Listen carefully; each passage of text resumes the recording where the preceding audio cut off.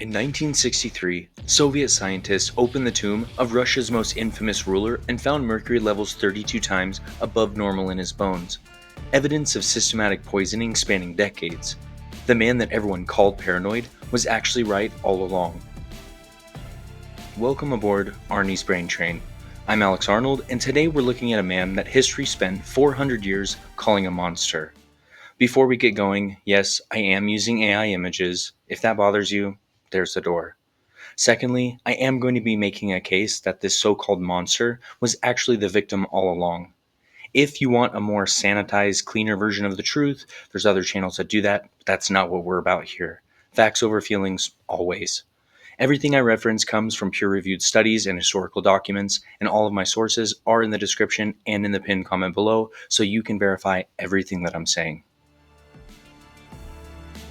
For centuries, Ivan IV of Russia has been painted as a paranoid tyrant, a man who murdered his own son, who saw assassination plots everywhere, who tortured nobles based on imaginary conspiracies.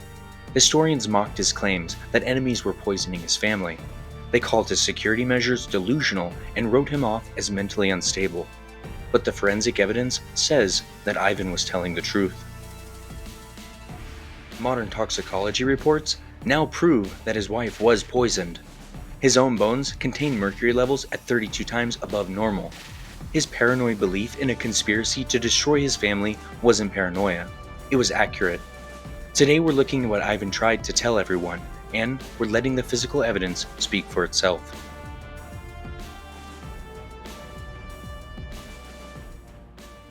To understand how a man who was telling the truth became history's poster child for paranoid delusion, we need to look at who Ivan was, what he claimed, and who was claiming that he was mad. Ivan IV was born in 1530 into violence. His father Vasily III died when Ivan was 3. His mother, Elena Glenskaya, served as regent until she died suddenly when Ivan was 8. Even as a child, Ivan believed she was poisoned by the boyar families, the aristocratic clans who wanted control of Russia. History dismissed this as a traumatized child creating conspiracy theories, but we'll come back to what the forensic evidence actually says about the family's deaths. Young Ivan grew up watching boyar families scheme for power. They murdered his allies and treated him with contempt or fake deference, depending on what they needed. Political murder was common in Ivan's childhood, not paranoid fantasy, but daily reality. At 16, Ivan crowned himself Tsar, claiming imperial authority directly from God rather than from the boyars. This wasn't just a title change, it was a declaration of independence from the aristocratic families who'd controlled Russia during his childhood. For about 13 years, he was a capable ruler. He reformed Russia's legal code, conquered Kazan and Astrakhan, established the first standing army, opened trade with England, and created Russia's first comprehensive law system. In 1547, he married Anastasia Romanovna. By all accounts, it was a genuine match. She stabilized him, gave him 6 children, and helped him govern. Contemporary sources from this period describe Ivan as intelligent, passionate, and capable, not insane.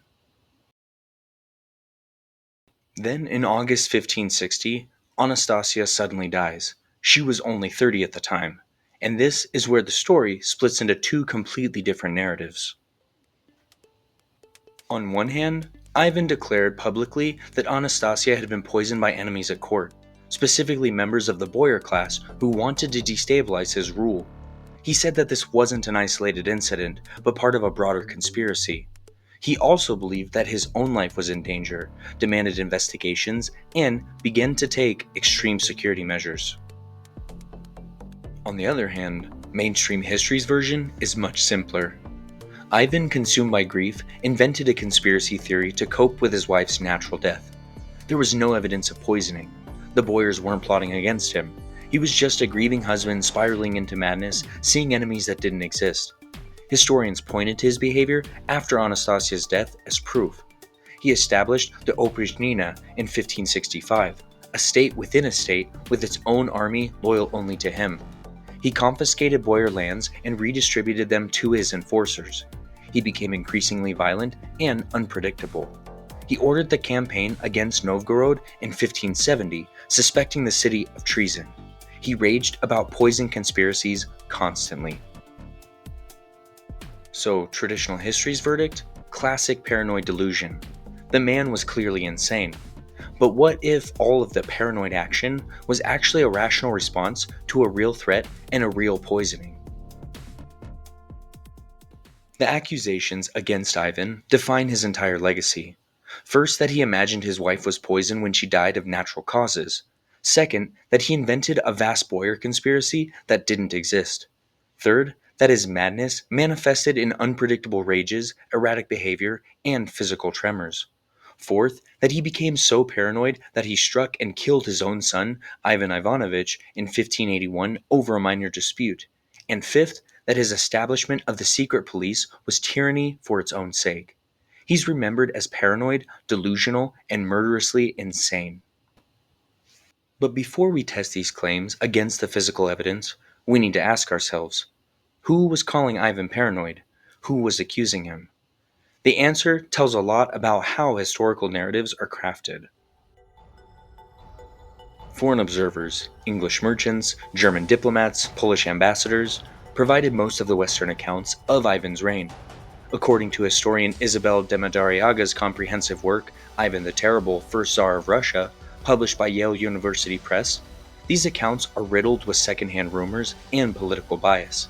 England was competing for trade advantages. Poland was literally at war with Russia. Germany wanted to portray Russia as backward. None of these were neutral observers. They were rival powers with economic and political reasons to make Ivan look barbaric.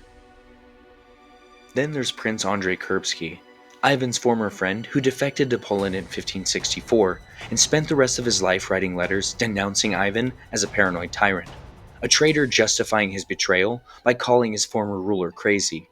Not exactly an unbiased source.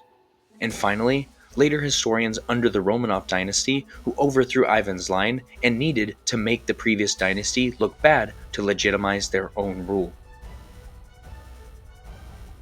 Every major source calling Ivan paranoid had a political reason to do so. Foreign enemies needed him to be barbaric. Defectors needed him to be tyrannical to justify treason. The new dynasty needed him to be mad to justify the regime change. Nobody who called Ivan paranoid was motivated to tell the truth. They were motivated to destroy his reputation. But all the way up until the end, Ivan kept insisting, "They're poisoning me. They're poisoning us. They've killed my wife, they've killed my son, and now they're trying to kill me." Then, in 1963, Soviet scientists opened his tomb and proved what he said all along.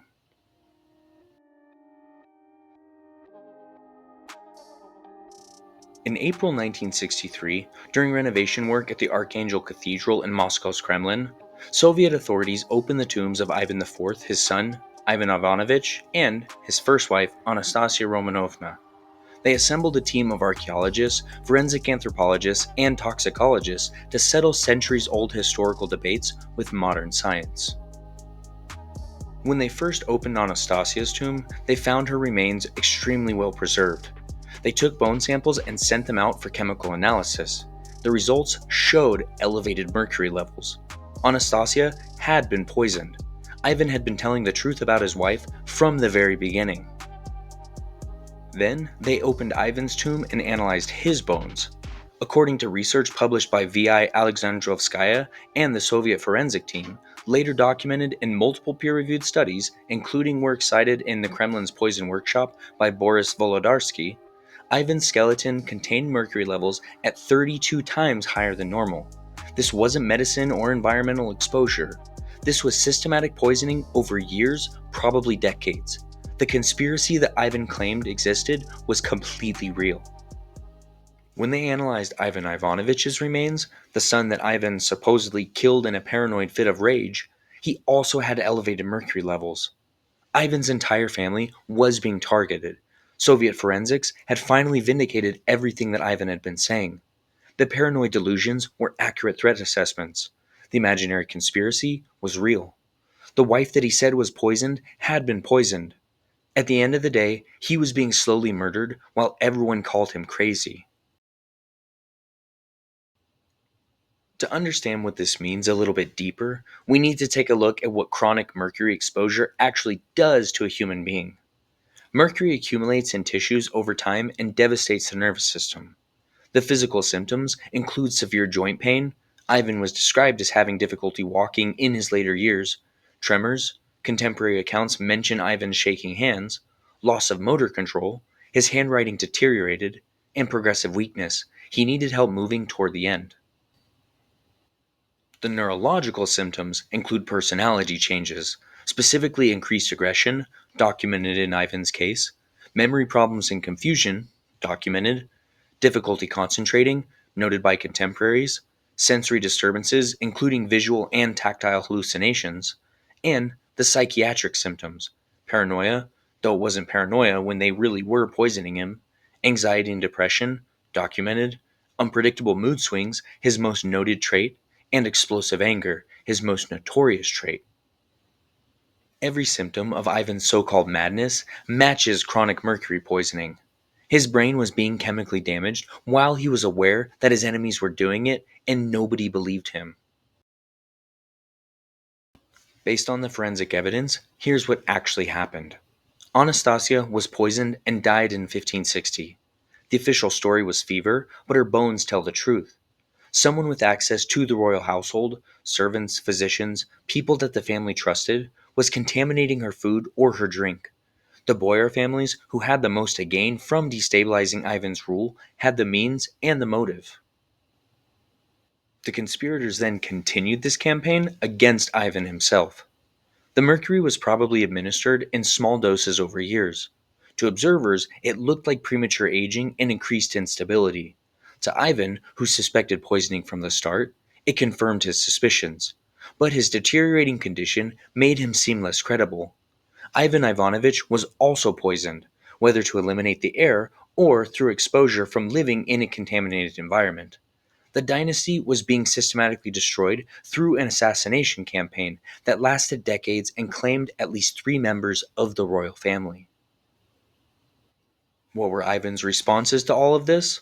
Establishing the Oprichnina, purging the court, becoming increasingly violent towards suspected conspirators. These were the actions of a man fighting for his life and his family's survival, while his body was being poisoned and his mind was being affected by toxic heavy metals. Let's revisit some of the most famous proof of Ivan's madness: the murder of his own son. The traditional story says that in November 1581, Ivan flew into an irrational rage and struck his son with his staff, killing him. Perfect proof that Ivan was a violent madman. But the forensic evidence tells a different story. Ivan Ivanovich had mercury poisoning. Mercury poisoning causes seizures, strokes, and sudden death. His death had nothing to do with his father's temper. He was the victim of the same assassination campaign. Even if there was an argument that day, even if Ivan did strike him in anger, which isn't conclusively documented, the son died because someone was poisoning him, not because of a blow. Ivan didn't murder his heir. He watched his heir die from the same poison that killed his wife and was killing him, and then history blamed Ivan for it.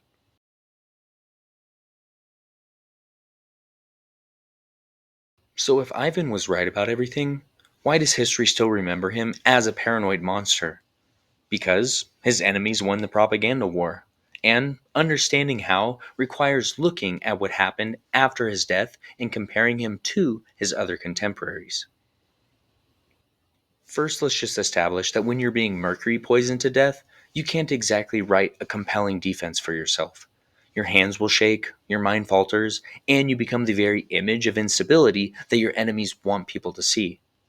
After Ivan's death in 1584, the people who poisoned him, or their allies, got to write the history. Foreign observers who'd been calling him mad for political reasons had their accounts become the primary sources. Defectors like Kurbsky, who'd spent years writing anti-Ivan propaganda, became the insider witness. The Romanov dynasty, which overthrew Ivan's line, commissioned histories that made Ivan look as bad as possible. Nobody had an incentive to say, actually, he was right all along. And as always, context matters when we're actually analyzing Ivan's alleged cruelty.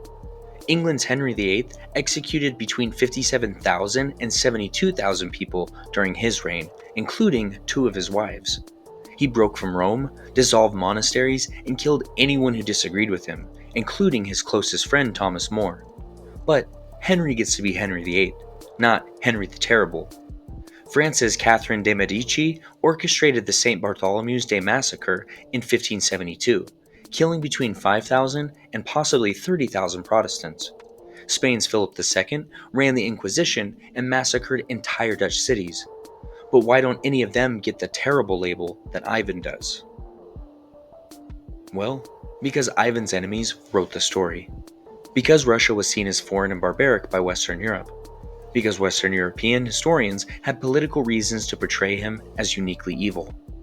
Modern estimates of the Novgorod campaign, Ivan's most notorious act, put deaths in the hundreds to low thousands, not the tens of thousands claimed by propaganda sources.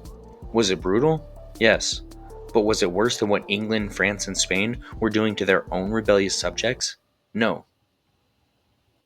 The Oprichnina, first of all, sorry about the pronunciation, Ivan's personal security force, is usually cited as proof of his personal tyranny. But it looks different through the lens of what we now know. Your wife dies from poison. Forensic analysis will later prove that she was murdered. You're experiencing symptoms that suggest that you're being poisoned too. You can't trust your own court because someone with access to your food and your drink is trying to kill you. So, you create a force loyal only to you. Purge the people you suspect, investigate everyone, and become ruthless with suspected conspirators. Ivan was being murdered and he knew it, and he took extreme measures to stop it. Did innocent people suffer? Yes. But the Oprichnina was created because Ivan was correct about the threat. Even Ivan's moniker is propaganda. The word Grozny in Russian doesn't mean terrible, in the sense of evil or cruel anyway. It means formidable, awe-inspiring, commanding fear through power, like terrible beauty or terrible swift sword. Ivan Grozny meant Ivan the Formidable, Ivan who commands respect. But Western translators choose terrible in the moral sense, and it sticks. They made his very name an accusation. Now, I personally don't care about Ivan the Terrible or whatever nicknames or stories were attributed to him. The reason that this historical narrative matters beyond just this story is that forensic science overturned 400 years of accepted history. This man was telling the truth the whole time, but was successfully branded as crazy by his enemies. Historical narratives are constructed by people with agendas, not just evidence. If you could do this to Ivan, make a murder victim look like a paranoid murderer himself, what other historical facts and propaganda that nobody's bothered to investigate are we missing? In the simplest of terms, Ivan the Terrible, or Ivan Grozny, was a capable ruler who expanded Russia, reformed its laws, and fought internal enemies. His wife was murdered. He watched his son die from the same poison that killed his wife and was killing him. He warned everyone and took measures to protect himself and his family. And he fought back against the people that were destroying him. For 400 years, history called him crazy for it. He was poisoned to death over decades while mercury destroyed his nervous system. He suffered physically and mentally while knowing what was happening and being unable to stop it. Then, after his death, his reputation was destroyed. His enemies made sure that everyone would remember him as a monster. Ivan was right about everything all along, but nobody believed him until scientists actually opened his tomb 379 years after his death.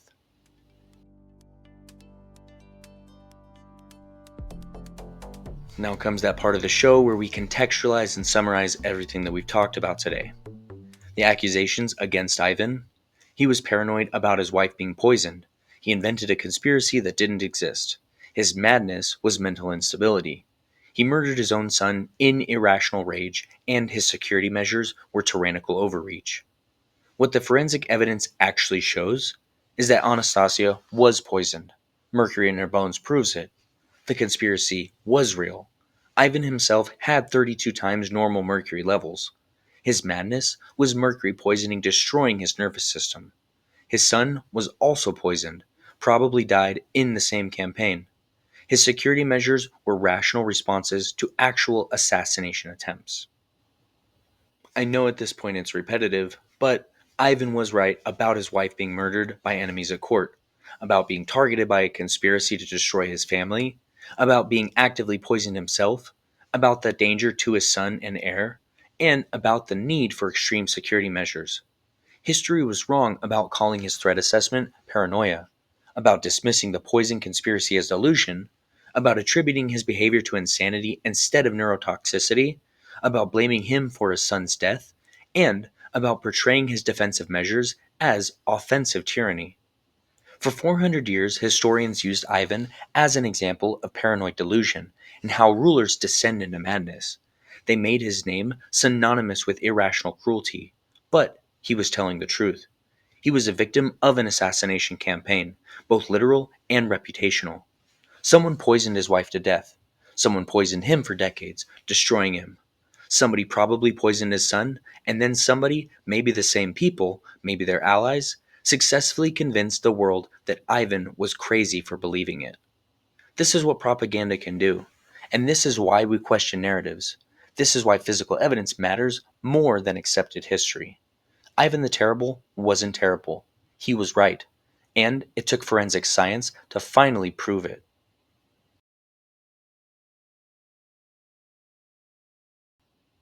Well, everybody, thanks for joining me. That's where we'll wrap it up for today.